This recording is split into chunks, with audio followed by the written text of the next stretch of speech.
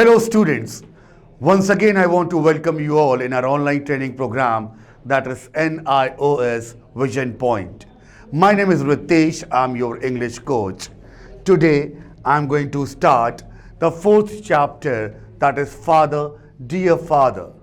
Alright, मैं ये chapter आपको एक्सप्लेन करूँगा, सारे डिफ़िकल्ट वर्ड्स की मीनिंग दूंगा, इम्पॉर्टेंट क्वेश्चन हम लोग डिस्कस करेंगे और आपकी नोटबुक में जो क्वेश्चन है हम लोग वो भी डिस्कस करेंगे और हम लोग इस चैप्टर की समरी भी डिस्कस करेंगे आज। सबसे पहले ये चैप्टर स्टार्ट करने से पहले मैं आपको कुछ बता दूं, ये है क्या, किस बारे में है।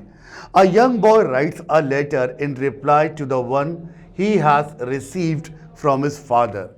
ये एक लेटर है, एक यंग बॉय एक लेटर लिखता है, एक रिप्लाई में जो उसके फादर ने उसको लेटर लिखा, उसके रिप्लाई में वो एक लेटर लिखता है।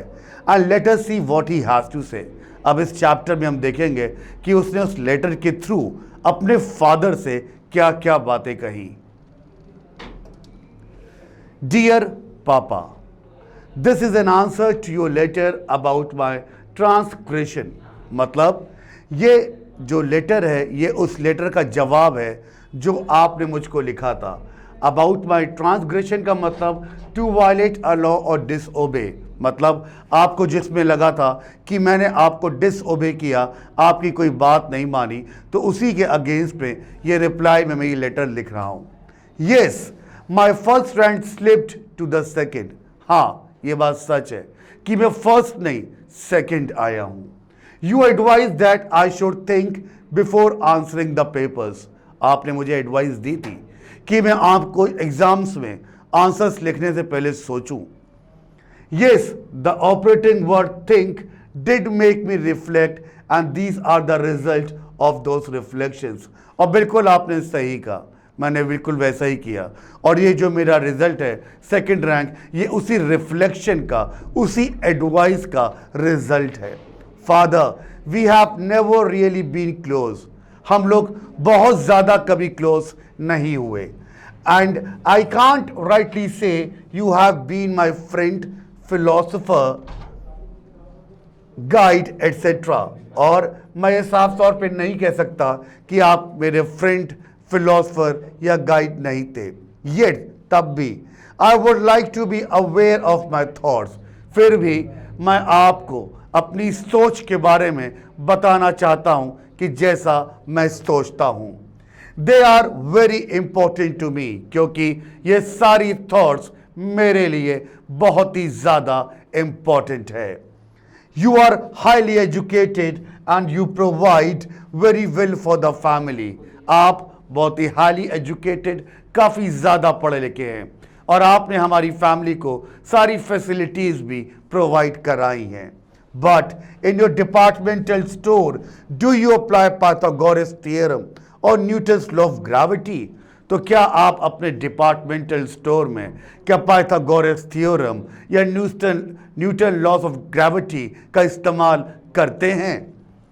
For that matter, does your doctor friend or your lawyer brother, क्या आपके डॉक्टर फ्रेंड या आपके लॉयर ब्रदर पाइथागोरस थ्योरम और न्यूटन्स लॉ ऑफ ग्रेविटी का इस्तेमाल करते हैं?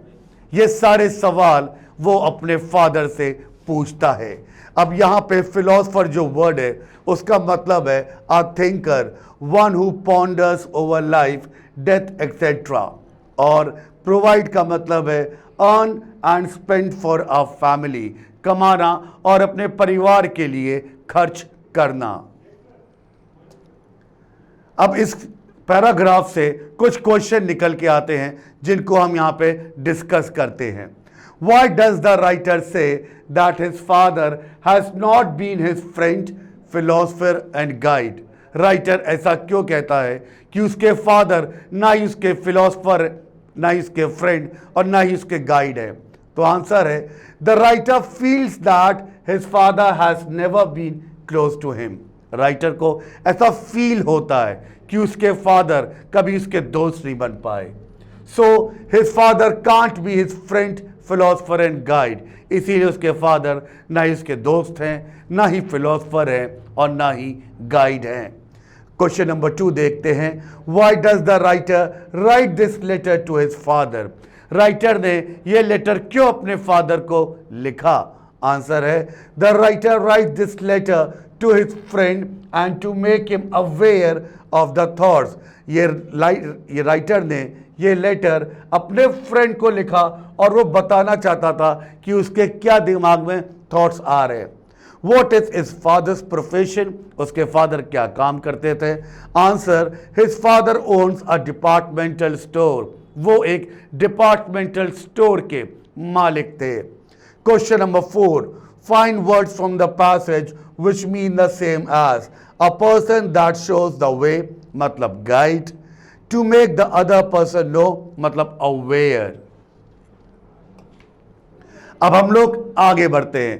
पापा, my grandfather speaks of a carefree and beautiful childhood। हमारे जो ग्रैंडफादर थे वो बताते थे कि बचपन बहुत ही केयरफ्री, बहुत ही ब्यूटीफुल होता है। Of days spent in plucking mangoes and guavas from the orchards। और वो बताते थे कि उनका जो बचपन है वो मैंगोस, गुआवास, गार्डन, ऑर्चर्ड मतलब गार्डन से तोड़ा करते थे।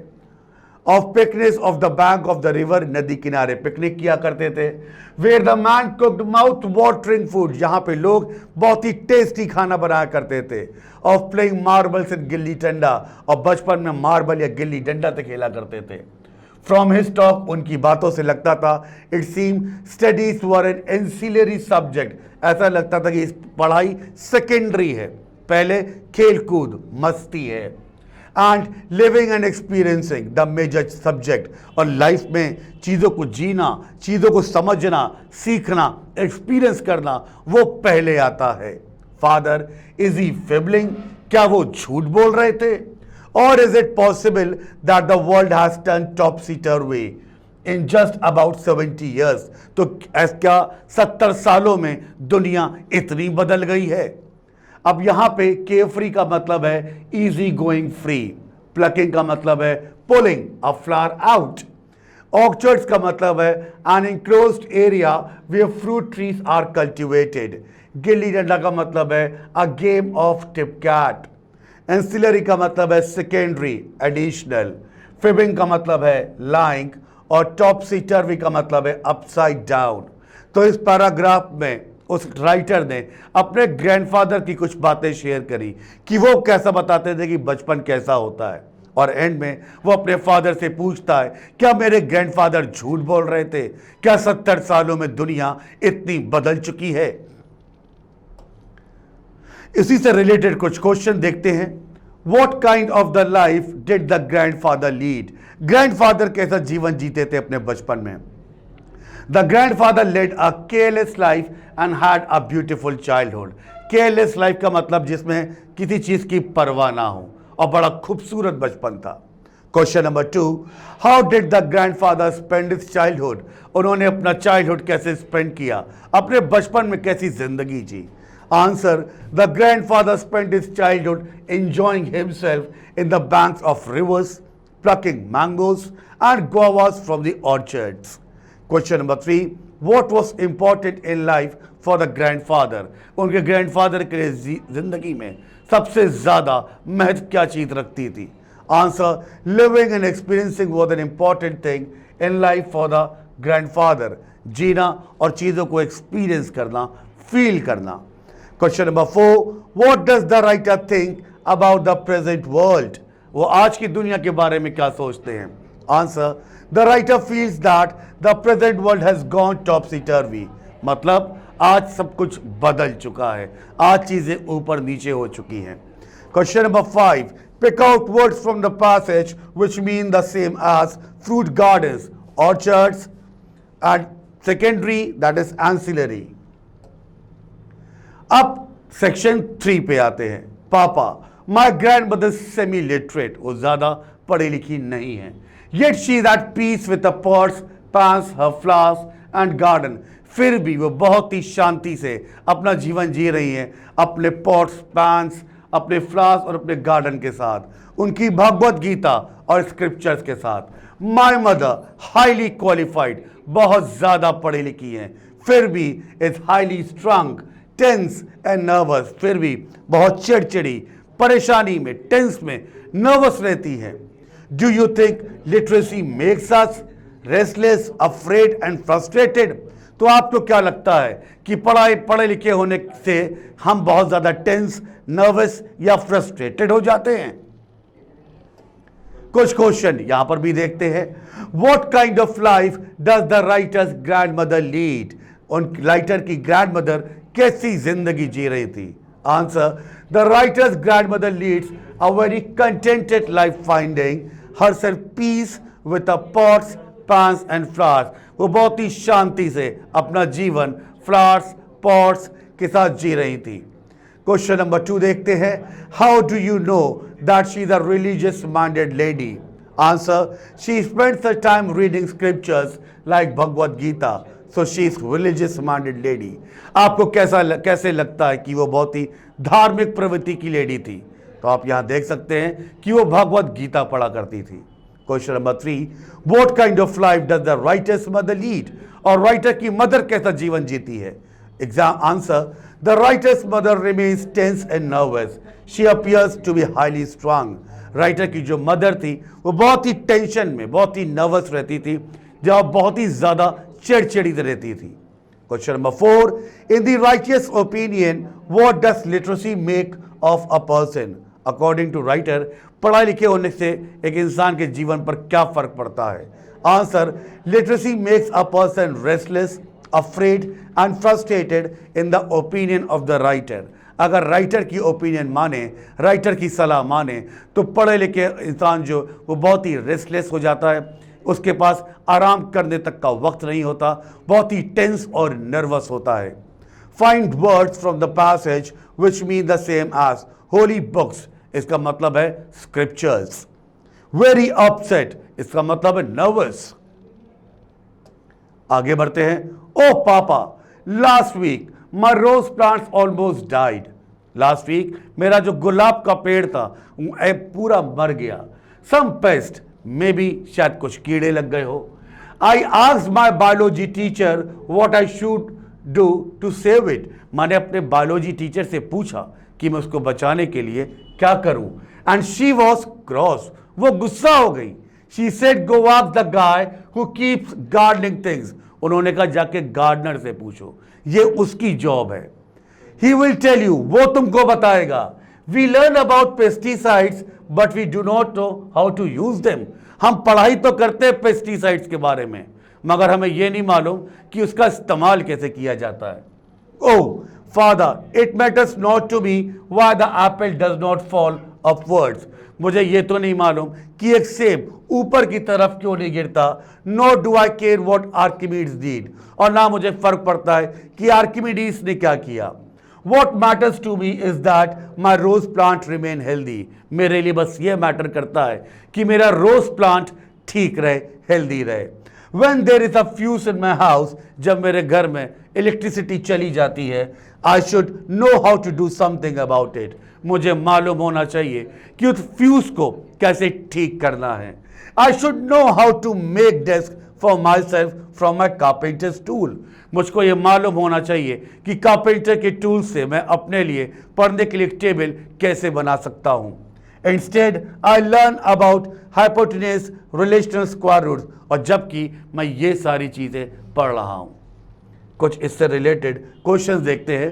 What was the reaction of the biology teacher on being asked what should be done to save the rose plant? आप आंसर कह सकते हैं, she said the writer should consult a gardener to save his rose plant from dying. Question number 2, how does the writer treat the various laws of science?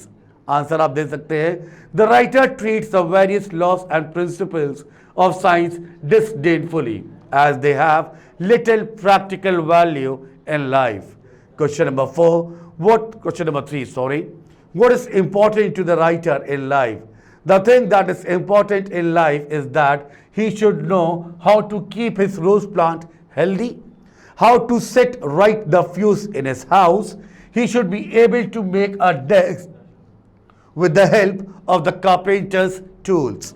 Question number 4, why did the writer's rose plant fade away? Answer: the writer's rose plant faded away after being attacked by the pests. Question number 5. Pick words from the passage which mean the same as killing insect with some medicine, insecticide. And the second one is get angry, that is cross.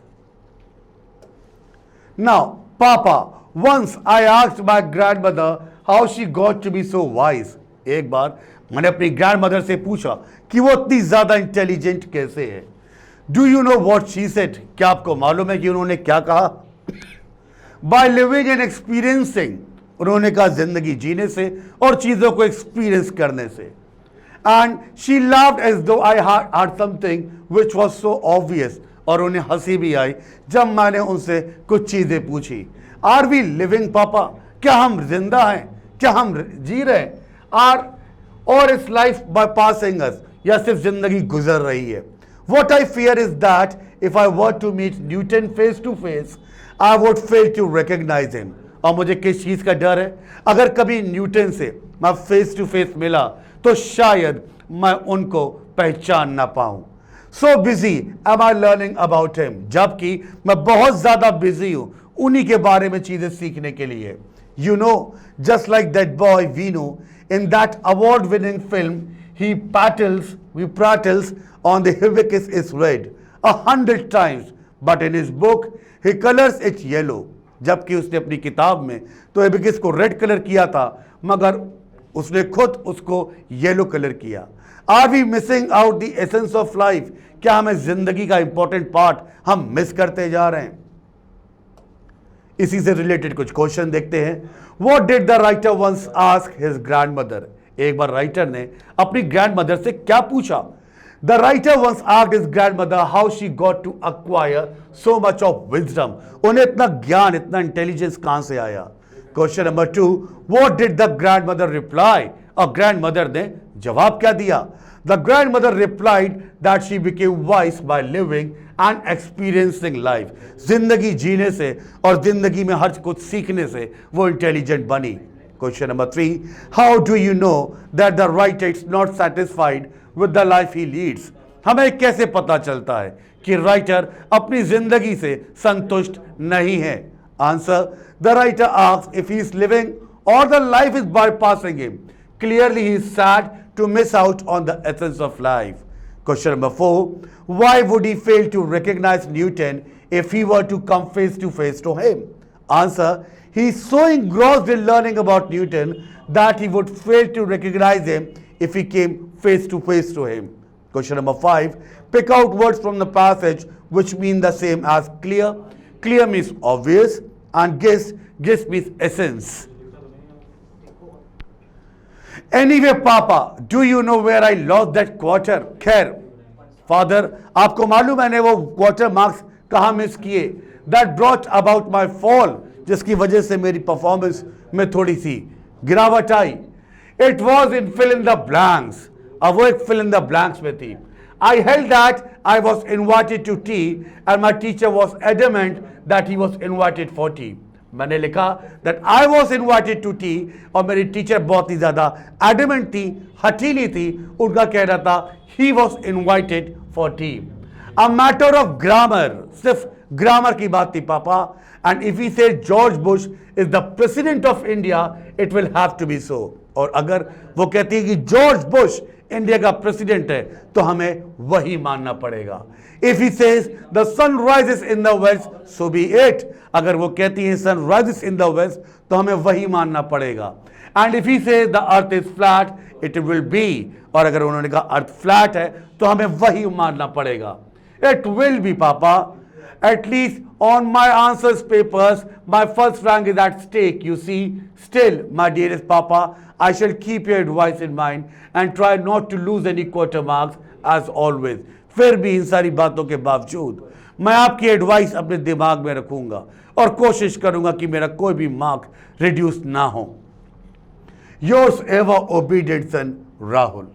उसके बाद आगे देखते हैं इससे related question. How did the writer lose that quarter mark in his exam? Writer ने वो quarter marks कैसे अपने एग्जाम्स में खो दिए? The writer wrote in his answer invited to tea. जबकि teacher thought that it should be invited for tea. And deducted mark for that. इस वजह से वो टीचर ने वो मार्क्स कट किए।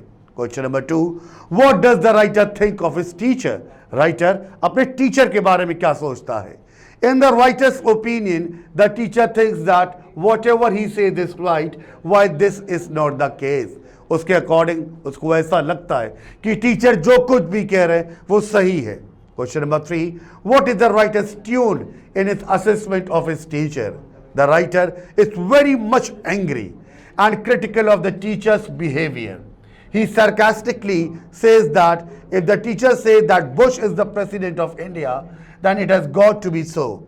राइटर बहुत ज़्यादा गुस्से में होता है और वो कहता है अगर टीचर ने बोला कि जॉर्ज बुश इंडिया के प्रेसिडेंट है तो वही सच मानना होगा।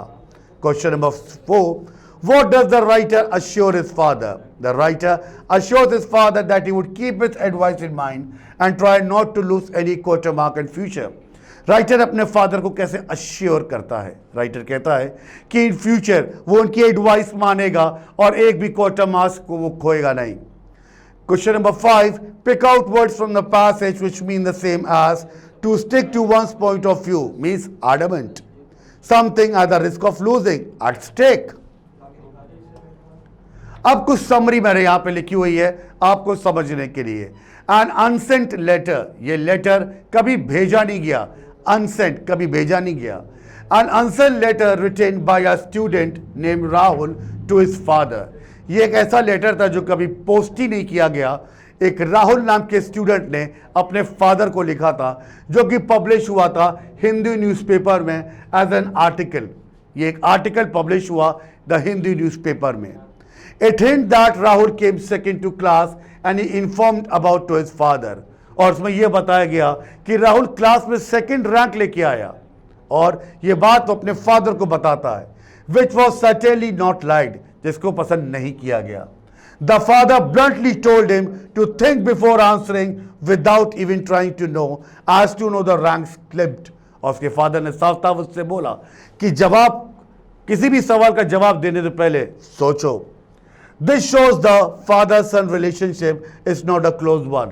और इससे हमें क्या पता चलता है कि फादर और सन का जो रिलेशन था आपस में, वो बॉन्डिंग बहुत स्ट्रांग नहीं थी, वो बॉन्डिंग वीक थी, कमजोर थी।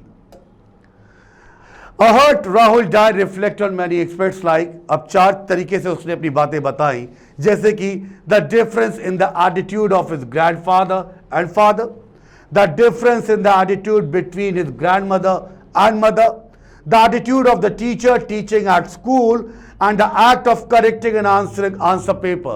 अब आगे हम लोग यही 4 पॉइंट ध्यान से समझेंगे। The first reflection, the difference between the attitude of his grandfather and father. His grandfather had a carefree and beautiful childhood. हम सभी को मालूम है कि उसके ग्रैंडफादर का जो बचपना था वो बहुत ही रेस्टलेस, बहुत ही केयरफ्री गुजरा था। Days were spent plucking the mangoes and guavas from the orchards. उनके दिन गुजरते थे वो पेड़ों से मैंगोस गुआवास तोड़ते हुए।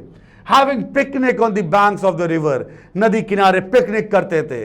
Where the man cooked mouth-watering food, जहाँ पे लोग बहुत ही टेस्टी खाना बनाया करते थे। Playing marbles and gilli danda, marble के साथ गिल्ली डंडा खेला करते थे। Studies that was just an ancillary subject, उस समय पढ़ाई सेकेंडरी मानी जाती थी। Living and experiencing was the major subject, जिंदगी जीना और उससे सीखना वो प्राइमरी सब्जेक्ट था। His father on the other hand is highly educated, जबकि उसके फादर बहुत ज़्यादा पढ़े लिखे थे, and provides well for the family, और परिवार को अपने उन्होंने सारी फैसिलिटी प्रोवाइड कराई थी, but is far from experiencing many little things in life, मगर फिर भी उन्होंने लाइफ में बहुत कम चीज़ें एक्सपीरियंस करी। Rahul questions what the point of learning things like the Pythagoras theorem or Newton's law of gravity. Rahul सवाल पूछता है अपने फादर से कि Pythagoras theorem, Newton's law of gravity सीखने से फायदा क्या है। When he doesn't use in his department store, जबकि आप ये सारी चीजें अपने डिपार्टमेंटल स्टोर में इस्तेमाल करते ही नहीं। His doctor friend, his lawyer brother too doesn't use it. आपके डॉक्टर फ्रेंड, आपके लॉयर ब्रदर भी न पाइथागोरस थ्योरम का इस्तेमाल करते हैं, न न्यूटन्स लॉ ऑफ ग्रेविटी का इस्तेमाल करते हैं। अब देखते हैं his second reflection, the difference between the attitude of his grandmother and mother. His grandmother is semi-literate, but she is at peace with a pot, plants of flowers and garden, her Bhagavad Gita and scriptures. उसकी grandmother पढ़ी लिखी तो नहीं थी, फिर भी वो बहुत खुश थी अपने पॉट्स, अपने गार्डन, अपनी भगवत गीता, होली स्क्रिप्चर्स के साथ। जबकि उसकी मदर, जो कि हाईली क्वालिफाइड थी, मगर फिर भी बहुत चिड़चिड़ी, बहुत टेंस, नर्वस रहती थी। He ponders on whether literacy makes one restless, afraid and frustrated. वो कहता है कि क्या पढ़े लिखे होने से एक इंसान रेस्टलेस, डरा हुआ, फ्रस्ट्रेटेड हो जाता है अपनी जिंदगी में। His third reflection, the attitude of his teacher teaching at school. Rahul had gone to his biology teacher hoping to find a solution to get rid of the pests attacking his rose plant. Rahul अपने biology teacher के पास जाता है और ये सोच के जाता है कि उसके रोज प्लांट में जो कीड़े लग गए, शायद उसकी टीचर उसका कोई solution they they. His teacher asked him to go ask the gardener instead, मगर उसकी टीचर ने जवाब क्या दिया? टीचर ने कहा ये सवाल जाके गार्डनर से पूछो, वो तुमको बताएगा। He finds it strange to read about pesticide and still not know how to use it. उसे बड़ा अजीब लगा, हमें पढ़ाया तो जा रहा है मगर उसका इस्तेमाल करने के बारे में बताया नहीं जा रहा। He finds it frustrating to read about things like why the apple doesn't fall upward. उसे बड़ी बेवकूफ़ी वाली चीज़ें लगती हैं कि हमें ये क्यों सिखाया जाता है कि एक एप्पल ऊपर से गिरता है। What Archimedes ने क्या किया? Hypotenuse and rational square roots. When that doesn't help him much. क्या ये हमारा मदद कब करती है? All he wants to know are the stuff that help him in his daily life. बस वो ये चाहता था कि वो चीजें सीखे जो उसकी जिंदगी में उसको काम आए। How to keep the rose plant healthy, वो ये सीखना चाहता था कि अपने रोज प्लांट को वो हेल्दी कैसे रख सकता है। How to make a desk with carpenter tools, carpenter के टूल से वो एक डेस्क अपने लिए कैसे बना सकता है। What to do when there is a fuse in the house, जब घर में लाइट चली जाए तो फ्यूज कैसे बना सकता है। Those are not even written in the school text and no teacher teaches it. और ये सारी चीजें किसी किताब में नहीं लिखी और ना कोई टीचर हमको ये पढ़ाता है। He feels like he's not living and observes that life is just by passing. उसे लगता है कि वो जी नहीं रहा है, बस जिंदगी गुजरती जा रही है। He cautions on the point of being like the character Vinu from an award-winning film who memorized that the hibiscus is red 100 times but colored it yellow in his book. एक लड़के के बारे में याद करता है वीनू, जिसने एक फिल्म में अवार्ड जीता था जिसमें वो हिबिस्कस जो रेड था 100 टाइम्स रेड था, मगर जब उसे कलर करता है अपनी किताब में तो येलो कलर का करता है। He meets Newton, then he wouldn't even recognize him as he's busy learning about him. और अगर वो कभी न्यूटन से मिला फेस टू फेस तो वो उसे कभी पहचान ही नहीं पाएगा, क्योंकि वो जिंदगी में चीज़ों सीखने में बहुत ही ज़्यादा बिजी है। His fourth reflection, the act of correcting the answer sheet by his teacher. Rahul has lost a quarter mark on the grammar section even though the answer was right. Rahul ने वो क्वार्टर मार्क अपने exam में grammar section में lose किए जहां पर वो सही था। It was a fill in the blanks part where in he wrote I was invited to tea. वो एक फिल इन द ब्लैंक्स था जहां पे उसने लिखा I was invited to tea, but his teacher preferred the answer I was invited for tea. Rahul is a student who prefers to learn for life. Rahul एक student है जो जिंदगी के बारे में कुछ सीखना चाहता है, not for a mayor examination, सिर्फ एग्जामिनेशन के लिए पढ़ना नहीं चाहता। He used satire and writes that if his teacher says George Bush is the president of India, sun rises in the west, or the earth is flat, that even though it is completely wrong, he will henceforth for the sake of getting the first rank will write it so. अगर उसकी teacher ये सारी गलत चीज़ें भी उसको कहती है तब भी एग्जाम में पास होने के लिए उसको ये लिखना पड़ेगा। अब आपकी बुक में कुछ इंपॉर्टेंट क्वेश्चन दिए हैं, मैंने यहाँ पे उसको सॉल्व किया है जिस तरीके से आपको हेल्प मिल सके एग्जाम्स में कैसे क्वेश्चन के आंसर्स देने हैं। जैसे कि who has written the letter, Rahul. Who is written to his father, why has it been written, It has been written in reply to his father's letter as he had lost his first rank.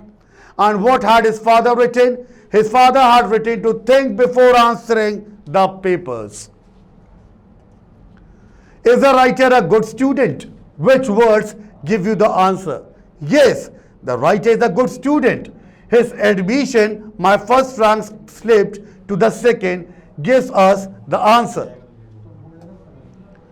Are Pythagoras' theorem and Newton's law of gravity important to all of us in our daily lives? Why do you think we all learn about them? Answer: no, not at all. We should learn them for general knowledge and general education. What kind of life did the writer's grandfather lead when he was a small boy? What was considered important in those days? The writer's grandfather led a carefree life and had a beautiful childhood. In those days, living and experiencing was considered important. What difference does the writer see in his mother's nature and his grandmother's? Answer: the writer found that his grandmother was at peace with herself. She led a peaceful life with the holy books, but his mother, though being highly qualified, was tense and nervous. What does he think is the reason for this? Answer: the writer thinks that literacy makes us restless, afraid, and frustrated. What does the writer think is wrong with his education? What should he really like to learn about? Answer: the writer thinks that education lays emphasis on learning rather than learning how to lead a beautiful life. He would like to be able to use it in daily life. Question number 8. What does the writer think is wrong with the method of evaluation of papers? Answer: it is wrong with the method of evaluation that the teacher decides what is right and what is wrong. Question number 9. What kind of letter did the father write to his son?